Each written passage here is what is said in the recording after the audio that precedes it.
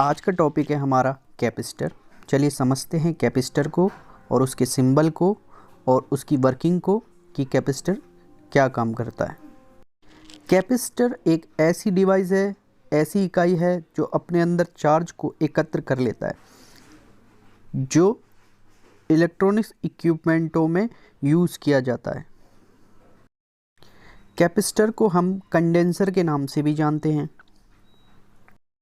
जैसे अपने अंदर बैटरी चार्ज स्टोर कर लेती है, उसी तरह कैपेसिटर भी अपने अंदर चार्ज को स्टोर कर लेता है। लेकिन कैपेसिटर का जो चार्ज स्टोर करने का जो टाइमिंग है, मतलब वो बहुत कम समय के लिए अपने अंदर को चार्ज को स्टोर कर पाता है। जैसे बैटरी आपकी कई घंटे चल जाती है, लेकिन कैपेसिटर कुछ ही सेकंड पे डिस्चार्ज हो जाता है।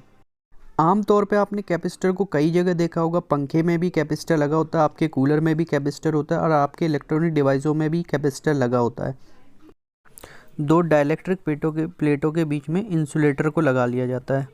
तो जो दो प्लेटें होती है, दो कंडक्टिव प्लेट के बीच में एक इंसुलेटर लगाया जाता है। अब इलेक्ट्रोलाइट कैपेसिटर को फाड़ेंगे ना, तो उसके अंदर से आपको दो पतली पतली पत्तियां सी मिलेंगी पन्नी की, जो कंडक्टिव प्लेटें हैं, और उसके बीच में पेपर मिलेगा जो इंसुलेटर है, और इसमें भर दिया जाता है इलेक्ट्रोलाइट। तो इसी तरीके से बनते हैं सारे कैपेसिटर। और कैपेसिटर की वैल्यू निकलती है फैराडे में। अब फैराडे जो एक बड़ी वैल्यू होती है, तो इसको छोटा कर लिया जाता है। तो कैपेसिटर को हम या तो यूएफडी, ठीक है, माइक्रो फैराड में जानते हैं, तो आपको देखा होगा यूएफडी या एनएफडी। एनएफडी तो आपने बहुत कम देखे होंगे। और एक होता है pF, pico farad. Electro capacitor पे आपको एमएफडी दिखेगा, इलेक्ट्रोलाइट जो कैपेसिटर होते हैं। और जो सेरेमिक कैपेसिटर होते हैं उनमें आपको पीएफ लिखा देगा।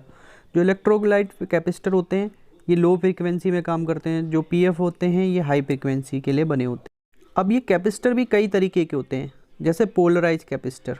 पोलराइज कैपेसिटर कुछ इस तरीके के दिखते हैं। पोलराइज कैपेसिटर का मतलब होता है कि इसमें जो पोल हैं उस पर डिसाइड किया होता है कौन सा पॉजिटिव है कौन सा नेगेटिव है। तो आप देखते होंगे जैसे ये पट्टी है, ये बॉडी पे शॉर्ट होते हैं, मतलब ये बॉडी होती है, बॉडी से कनेक्ट होते हैं, तो इस पिन को नेगेटिव कहते हैं। ज़्यादातर इलेक्ट्रोलाइट कैपेसिटर इस तरीके के दिखेंगे आपको, और उसकी जो ये वाली पिन होगी ये पोलराइज होगी, यानी माइनस पिन होगी। और एक होते हैं यूनिपोलर। यूनिपोलर मतलब जिनकी दो से अधिक ज़्यादा पिनें होती हैं, तो इन्हें यूनिपोलर कैपेसिटर कहते हैं। कैपेसिटर ये भी सेम होते हैं, बस इसमें जो पिनें होती हैं वो इस तरीके से ज़्यादा होती हैं कुछ। और एक होते हैं ये बाईपोलर कैपेसिटर। बाईपोलर कैपेसिटर का मतलब होता है इन्हें आप किसी भी तरीके से लगाते हैं, इसमें कोई पॉजिटिव और नेगेटिव चेक करने की आपको ज़रूरत नहीं है। तो बाईपोलर कैपेसिटर का सिंबल भी कुछ इस तरीके का होता है, जिसमें पोल नहीं होते। और पोलराइज कैपेसिटर के अंदर होते हैं इस तरीके के। और कुछ होते हैं वेरिएबल कैपेसिटर, जिसमें दो से ज़्यादा अधिक पिनें हो सकती हैं या ऊपर कुछ प्रीसेट का कोई ऑप्शन।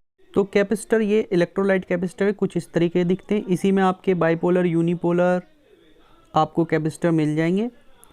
तो ये एल्युमिनियम इलेक्ट्रोलाइट कैपेसिटर है, क्योंकि ये इलेक्ट्रोलाइट से बनते हैं।